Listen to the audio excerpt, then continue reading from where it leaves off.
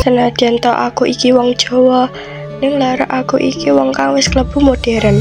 Apa aku ndadak percaya marang kepercayaan klenek kang diduweni para piyai Jawa sepuh? Apa ndadak aku percaya tak ayul? Ora sudi. Mengkono sumbarku mbiyen ning kanca-kancaku. Apa dene para bini sepuh kang padha ngandani aku mbiyen ora gubris babar pisan perkara kaya mengkono mau. Mosok wong modern kalah karo tak ayul sing babar pisan ora klebu akal, ora rasional, ning beda kenyataane sakwise bojoku nglairke anakku sing mbarep. Anakku mbarep iku lair kanthi awak gosong-gosong, sak dhuwit 5 ngelonan ngebaki awak. Jalaran apa? Nalika semono aku lan Elsie sisihanku isih klebu manten anyar. Arepa wetenge sisihanku wis segumuk paribasane. Nalika semono aku lan Elsie padha tengok ing teras mburi, ngadepi taman cilik ing mburi omah, sinambi udut-udut lan ngombe martini paringane bapak mertua. Aku lan Elsie mesra-mesraan, aleman-aleman kaya patrape manten anyar umume. Mbah wis pirang gelas martini klebu ing wetengku lan wetenge bojoku. Sing cetha, awak iki wis krasa enting, semono uga Elsie sisihanku. Madekan Elsie njerit kemikilan karo nuding mendhuwur. Ana tekek memplok ning tembok. Bojoku pancen gila karo kewan kang jenenge tekek. Mula kanthi trengginas tekek kuwi ndak gebyek nganggo sapu. Tiba ing lemah kelakon dadak ijek nyet mencedel sanalika. Banjur upacara ngombe martini. Tak coba nalika anakku lair, kulite dadi gosong-gosong.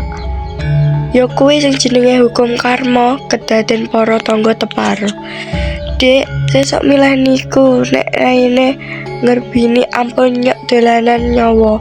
Mboten sae dadine guneme wong tuwa niku manggatekke. Pun Gus, sampeyan arep ora percaya meneh karo kepercayaane wong Jawa. Pandun dikelek jamingan marang aku. Yo merga saka iku aku dadi percaya yo banget karo gunemane wong tuwa-tuwa. Ora sithik-sithik aku nyepelekne lan untunge nalika mbarepku saiki wis umur 3 taun, kulite bisa pulih meneh. Siku dedaning tekek wis musnah. Saiki sisihanku lagi ngudut tuwa meteng kang kaping pindho. Kedaden kan wis ndadekke aku tansah ngati-ngati ana ing laku. Saking ati-atine yen arep mangan aku wae banjur kongkonan jiyah rewangku supaya tuku mateng wae. Ora usah ngolah dhewe, kepengin mangan iwak tuku, kepengin mangan endhog tuku, becike kabeh tuku. Timbang kelingan sing ora-ora, sisihanku dhewe ya manut dak kandhani. Uripe ya luwih tertib tinimbang biyen. Panjaluke wis ora neko-neko, malah panjaluke saiki gampang dik turuti. Yen wanci sore dheweke njaluk dikancani lungguh ana mburi omah kang karepe kapung tembok, ngingatake srengenge kang wis arep asrop. Sinambi dikancani sebotol omben-omben martini, banyu londo karmane. Biyen bintang iklan, uga nate main film apa dene sinetron. Asline Jakarta, bapake wong sugih mblek gedhog. Gelem dik pek bojo, jalaran aku ya rodok bagus tur ya nyambut gawe, senajan mung kamera, wan, ning cukup kanggo mulyakake Elsie. Ning ya kuwi, jalaran aku wis wani ngepek anake wong sugih, resikone aku ya kudu sugih supaya bisa nuruti panjulukane bojo. Untunge nek mung perkara martini si banyu londo kuwi mau bapake mesti jatah lan kaki rimake saka Jakarta. Mengkono uga rokok duril ijo pirang-pirang pak. Ya karang anak ragil kapriye wae dadi kacek. Pundhutake rokokku Mas, abene bojoku sawijining dina ing wayah sore nalika lagi laras kaya abene. Lah kuwi endi wis kothong ngono kok. Aku ora swala meneh. Enggal dek turuti panjulukane bojoku. Timbang sesuk anakku ngenes, langsung dik jupuke 3 bungkus. Nyak, nek iki nglulu, lho ora, karepku ki ora usah wira-wiri. Ya yo, mokal ora ngerti suwengi kok entek rokok 3 bungkus. Aku mesem ngelenes, Mas kira-kira anake lanang apa wadon ya? Wadon wae ah sing barep wis lanang. Yo iya Wisnu ngendi iki mau? Mlaku-mlaku karo Jiah. Oh, Martini saiki kok rumah aku beda ya karo Martini mbiyen. Piye to? Lho apa sampean ora krasa to? Mbok coba dirasake to. Jenengane wae luwih harum sing saiki kok. Gelo. Lagi mbiyen iki malah koyo luwih alkohole aska karepku lah. Lah kowe mingkari ngombe wae rame rasane beda to. Tak kandhani kuwi lagi Martini. Oh, lah durung nek Martono bojoku nyekakak. Oh, Martono piye nek kowe ngrasakake Martono? Yo to wong buah ora tau adus Martono anake lek jati to. Aku saiki ora gemuyu bareng. Tok otok.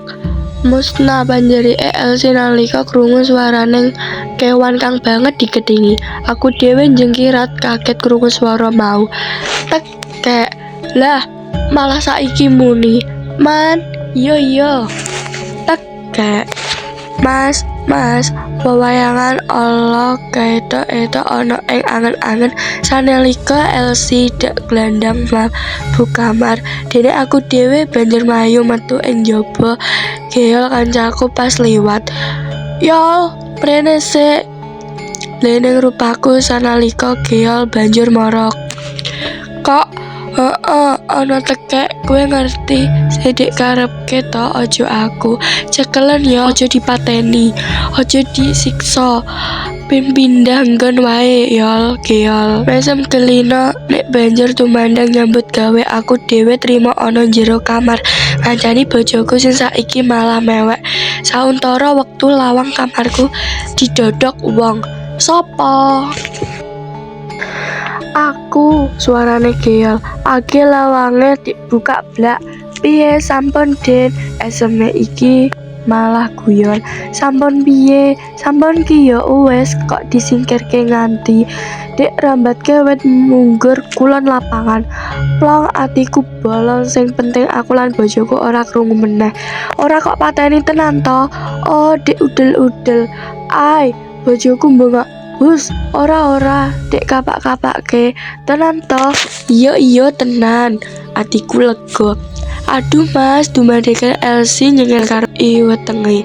Lho, nduk sisihanku koton pucet keringet lewer kates-ketes saka raine. Aku tanggap Esasmito. Cepet aku ngetokake mobil saka garasi kanthi dikancani Geol. Aku lo mlayu tumuju rumah sakit bersalin.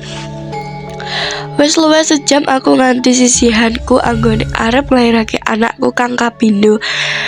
Ing ati aku tansah ndedonga muga-muga ora ana rubeda kang kedadian ana ing angani anakku apa dene ibune semengkono. Nanging dumadake atiku dadi tap-tapan janji kelingan tekek. Ora kok kapak-kapake tenan to yol tekeke. Pitakonku dik baleni meneh kanthi rasa kuwatir. Ora sumpah tot. Wangsulane Geol mantep karo ngangkat tangane. Wes to ora sak aneh-aneh. Sewigati saiki ndedonga supaya anak lahir kanthi becik.